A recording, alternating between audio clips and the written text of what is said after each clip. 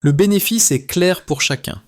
Des décisions proches, des ressources visibles, des responsabilités assumées. Derrière cette équation, les enjeux se déploient à plusieurs niveaux. Pour les autorités, il s'agit de transformer une règle technique en levier budgétaire durable, capable de stabiliser l'investissement public sans dépendre d'arbitrage extérieur. Pour les entreprises, l'obligation de présence remet en cause des décennies de gestion à distance, réputée flexible, mais souvent déconnectée des réalités locales. Pour les citoyens, l'enjeu est plus concret encore, voir si cette rétention de capital se traduit réellement par des infrastructures, des services et des emplois ancrés dans le quotidien. Une incertitude demeure, et elle agit comme un premier crochet narratif. Cette promesse peut-elle tenir face aux résistances économiques et logistiques qui ne manqueront pas d'apparaître? La première révélation apparaît dès la comparaison de deux données simples, rapprochées dans le temps. En quelques mois, la rétention du capital augmente de 23%, tandis que plus de 3 milliards de dollars issus du secteur minier cessent de quitter automatiquement le pays.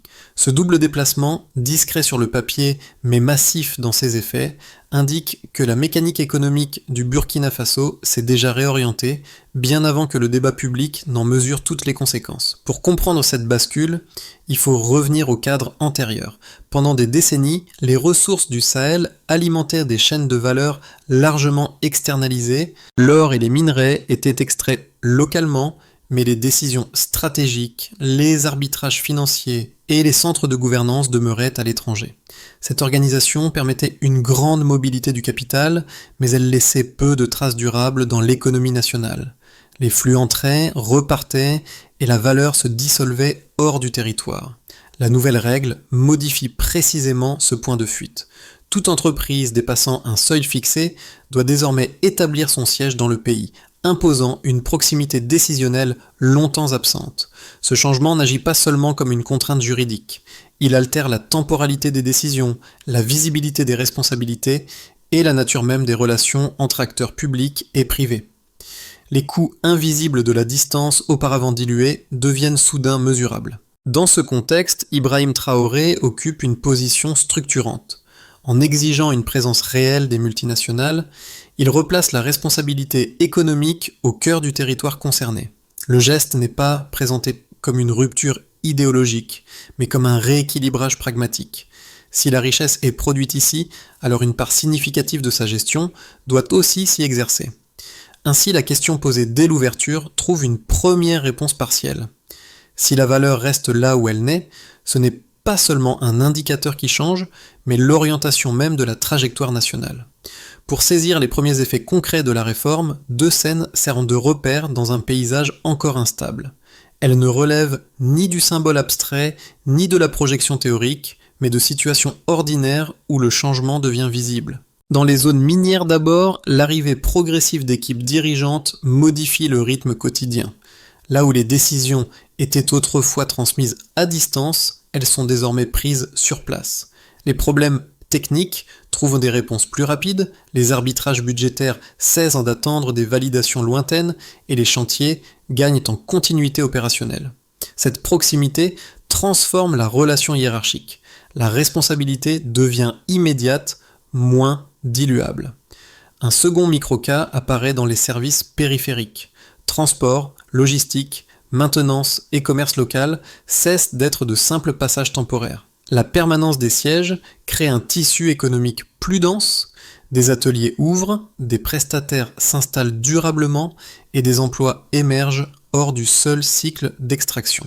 Ce qui relevait d'une économie de transit commence à ressembler à un écosystème structuré, encore fragile, mais déjà identifiable. Ces deux situations montrent que l'impact dépasse largement la lettre de la loi. Il s'incarne dans des gestes répétés, dans des interactions quotidiennes et dans une visibilité accrue des attentes sociales. Les entreprises, confrontées directement à leur environnement, doivent ajuster leurs pratiques plus rapidement. Les acteurs locaux, eux, disposent d'interlocuteurs présents, identifiables, et donc plus exposés à la demande collective. Le sens devient alors explicite. Un changement devient réel lorsqu'il modifie les gestes ordinaires. Avant l'annonce de la réforme, le fonctionnement était largement stabilisé par l'habitude. Les multinationales opéraient depuis l'extérieur.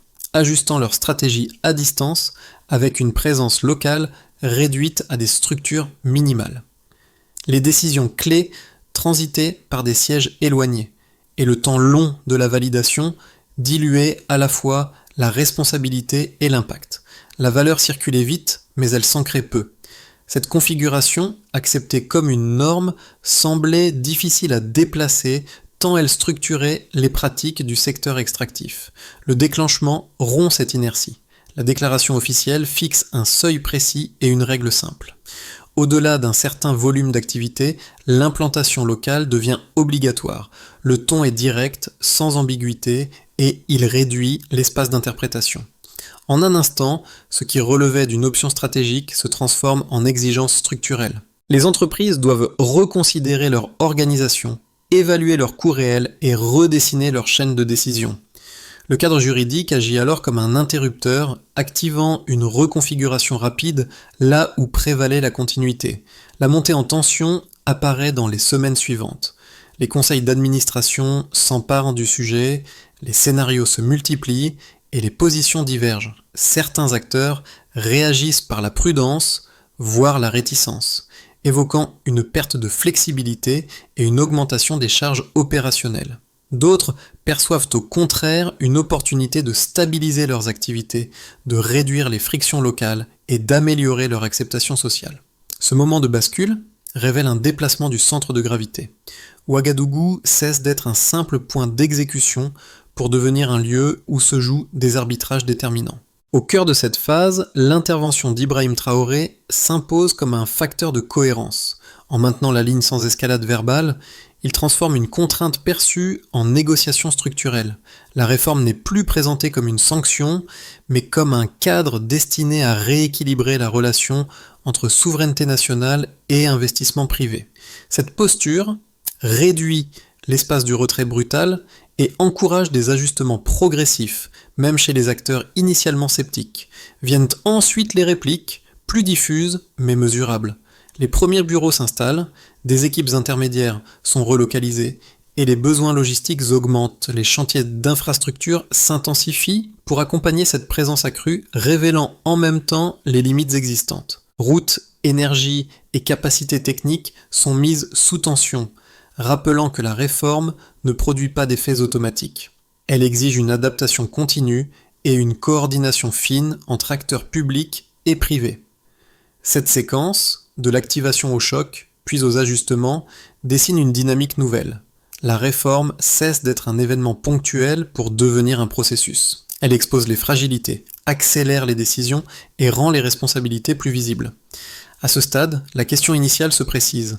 Ce mouvement peut-il se stabiliser sans perdre son élan ou atteindra-t-il un point de rupture face aux contraintes structurelles ? La ligne de base était claire.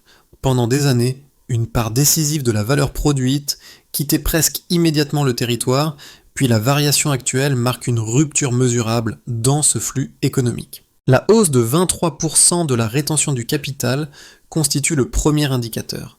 Elle ne représente pas une abondance soudaine, mais un changement de trajectoire. Pour une économie fragile, cette progression signifie une capacité accrue à planifier, à lisser les dépenses publiques et à réduire la dépendance aux arbitrages extérieurs. Le deuxième indicateur concerne les revenus miniers, estimés à plus de 3 milliards de dollars. Ce montant, longtemps orienté vers des centres de décision éloignés, cesse d'être un flux sortant automatique. Il devient une ressource pilotée localement, influençant directement les choix en matière d'infrastructures, de services sociaux et de fonctionnement de l'État. La donnée prend ici une dimension concrète. Elle conditionne ce qui peut être construit, entretenu ou différé. Le troisième chiffre touche à la gouvernance elle-même, avec une participation étatique pouvant atteindre 45% dans les projets miniers. Cette proportion ne garantit pas un retour immédiat, mais elle modifie l'équilibre institutionnel. L'État ne se contente plus d'observer ou de taxer, il participe à la supervision, aux normes et aux arbitrages, ce qui renforce la visibilité des responsabilités et la capacité d'intervention. Pris ensemble, ces trois éléments dessinent une logique cohérente. La rétention accrue crée une marge budgétaire, la maîtrise des revenus stabilise la trajectoire financière et la participation renforce le contrôle stratégique. Sous l'impulsion d'Ibrahim Traoré, ces chiffres cessent d'être des abstractions pour devenir des leviers. La question ouverte au moment du déclenchement trouve ici sa réponse intermédiaire. La réforme modifie déjà la circulation de la valeur, mais son efficacité dépend désormais de la capacité à transformer ces ressources en résultats tangibles. Deux lectures solides s'opposent face à cette réforme, chacune appuyée sur une logique économique cohérente. D'un côté, les partisans considèrent que l'obligation de présence locale constitue un moyen légitime de récupérer une part plus équitable de la valeur produite. Selon eux, l'ancrage des sièges renforce la transparence, réduit l'opacité des décisions à distance et réintroduit une responsabilité concrète des entreprises envers le territoire. Les premiers résultats observables, notamment la rétention accrue du capital et la gouvernance plus directe des revenus miniers, sont interprétés comme des signaux encourageants d'une amélioration structurelle sans rupture brutale de l'investissement. De l'autre, une lecture plus critique met en avant les risques potentiels. Elle souligne que cette contrainte peut décourager certains acteurs internationaux, accroître les coûts opérationnels et fragiliser un environnement déjà soumis à des limites infrastructurelles. L'argument central repose sur la capacité d'absorption du pays, manque de compétences spécialisées, pression sur l'énergie, lenteur administrative. Dans cette optique, l'obligation d'implantation pourrait transformer une intention de rééquilibrage en facteur d'instabilité. La confrontation de ces deux positions appelle une réponse nuancée. Les données disponibles ne valident ni l'hypothèse d'un retrait massif, ni celle d'un succès automatique. Certaines entreprises hésitent et réévaluent leur stratégie, tandis que d'autres renforcent effectivement leur présence et investissent dans des structures durables. Sous l'impulsion d'Ibrahim Traoré, la réforme apparaît moins comme un verdict que comme un champ d'expérimentation où ajustement, résistance et apprentissage avancent simultanément. Et au fond, la présence change tout. Ce basculement ne tient pas à un texte juridique supplémentaire, mais à une modification profonde de la manière dont les acteurs perçoivent leur rôle. Lorsque les centres de décision se rapprochent du terrain, la réforme cesse d'être une abstraction administrative pour devenir une expérience vécue. Les dirigeants installés localement ne peuvent plus se réfugier derrière la distance. Ils voient les contraintes, entendent les attentes et mesurent immédiatement les conséquences de leurs choix. Cette proximité transforme la temporalité de l'action et réduit l'écart entre décision et impact. Le changement le plus décisif se situe alors sur le plan culturel. L'implantation physique n'est plus seulement une obligation, elle devient un avantage opérationnel. Les délais se raccourcissent, les ajustements sont plus rapides et les relations avec les communautés gagnent en lisibilité. Ce déplacement progressif modifie aussi les rapports de force. La négociation remplace l'évitement et la responsabilité devient plus difficile à diluer. C'est à ce point précis qu'intervient le rôle d'Ibrahim Traoré.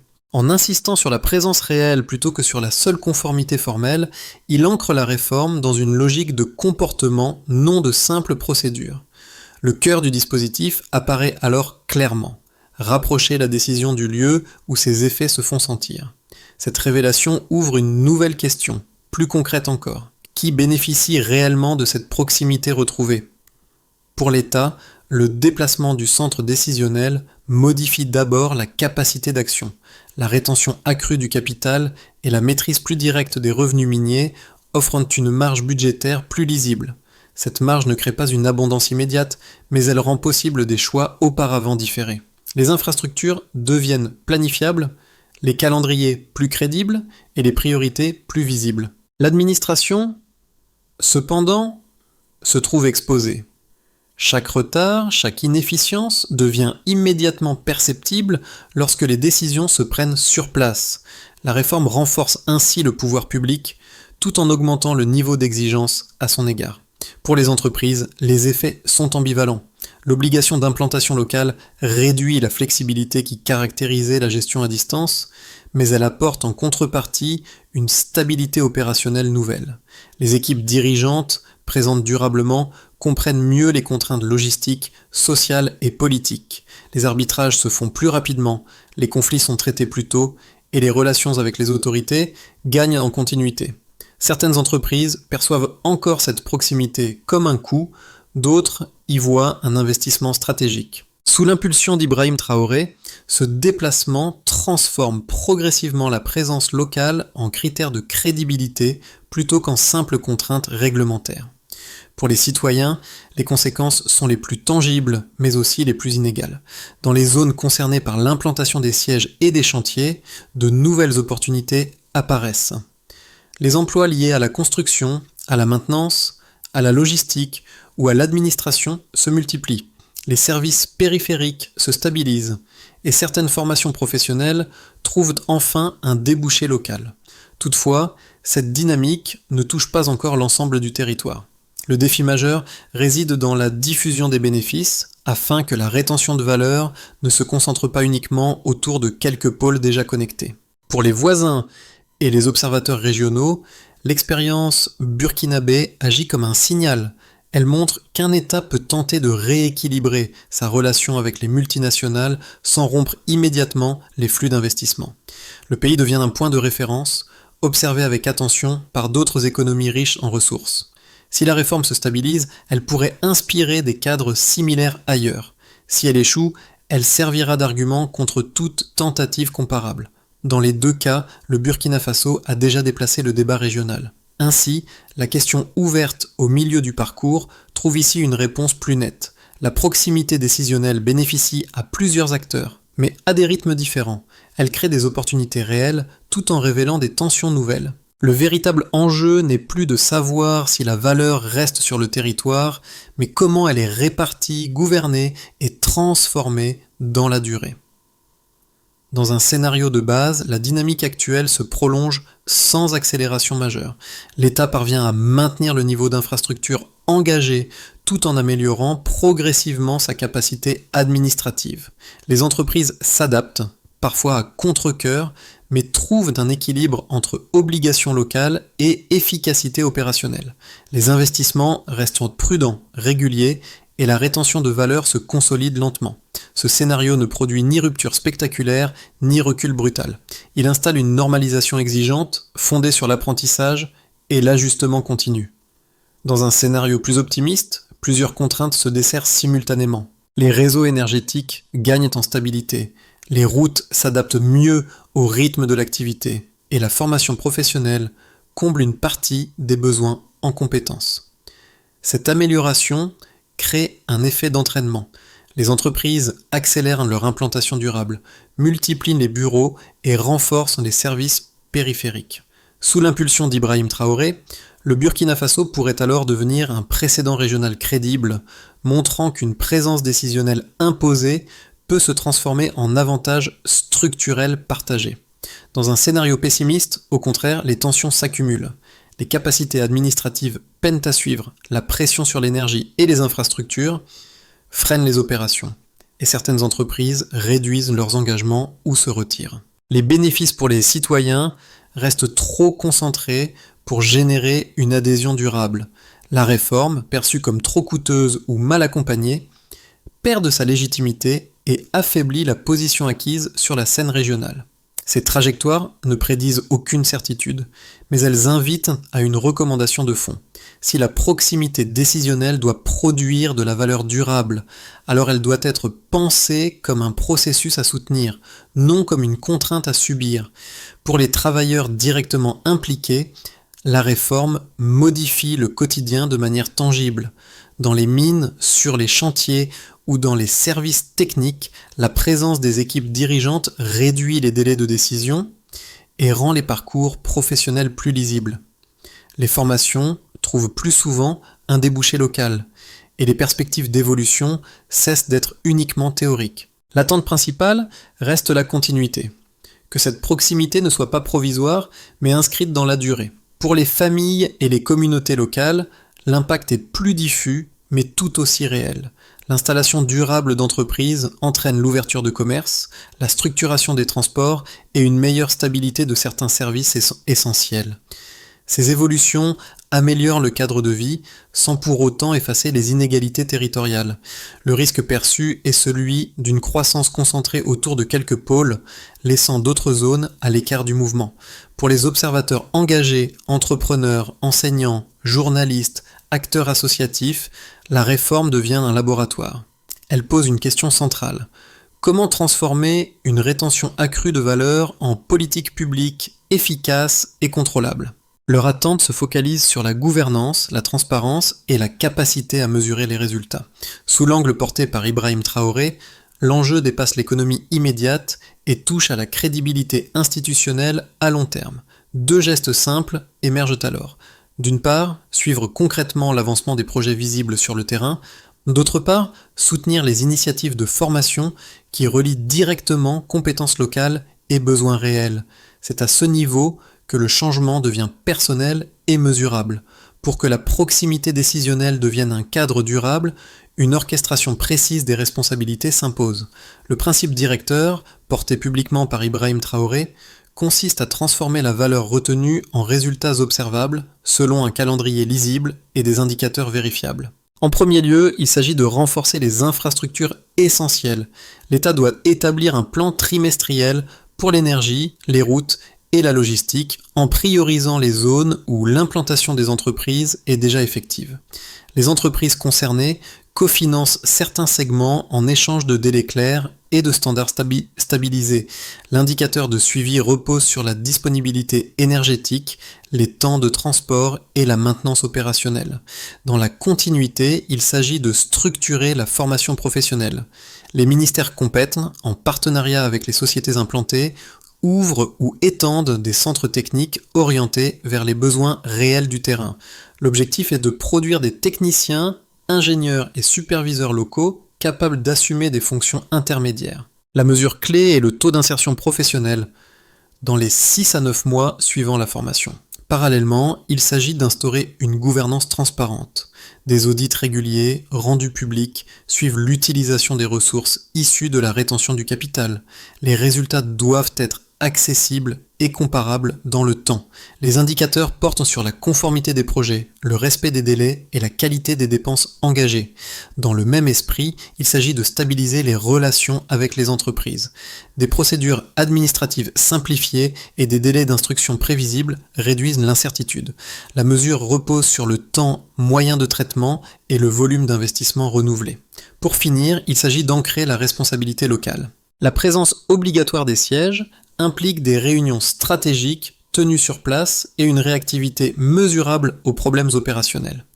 Cette étape ferme la boucle. La décision et ses effets se rejoignent. L'image évoquée plus tôt revient avec une clarté nouvelle, celle des travailleurs observant l'arrivée durable des équipes dirigeantes sur les sites où la valeur est produite. Ce motif, discret au départ, résume la transformation la plus profonde. La décision n'est plus un signal lointain. Elle devient une présence quotidienne, visible, parfois inconfortable, mais impossible à ignorer. Ce déplacement change la manière dont chacun perçoit sa place dans la chaîne économique.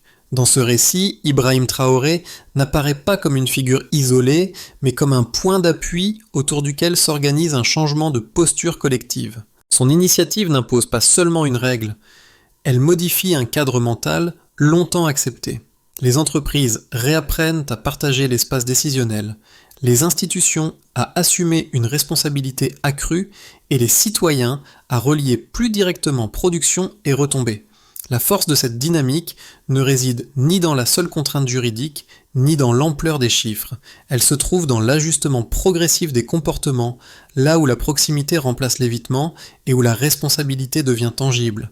Au bout du compte, une souveraineté prend forme quand la décision reste sur place.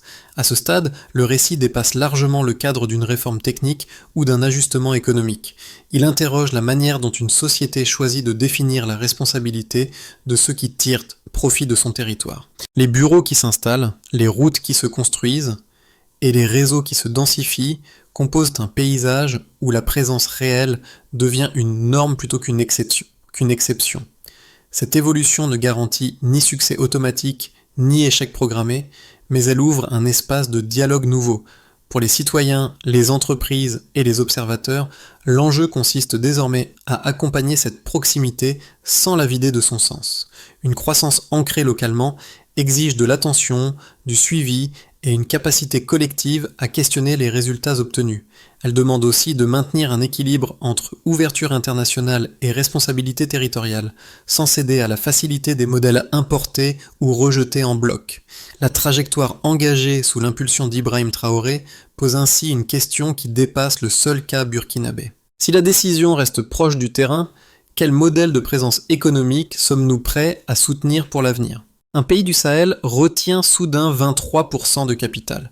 Ce chiffre, modeste à l'échelle mondiale mais colossal pour une économie fragile, révèle une rupture politique qui redistribue la valeur, rapproche les centres de décision, expose les coûts invisibles de la distance et déclenche une onde de choc inattendue à Ouagadougou. Alors, si cette bascule commence ici, que signifie-t-elle pour celles et ceux qui regardent l'Afrique se réinventer sous l'action d'Ibrahim Traoré sur le terrain ? Peut-être l'esquisse concrète d'un futur moins distant pour tous, dès maintenant, ici, ensemble, durablement. La promesse implicite de cette réforme tient dans un principe simple mais exigeant. Si la valeur cesse de s'échapper, l'État peut enfin financer ce qu'il n'a jamais pu bâtir.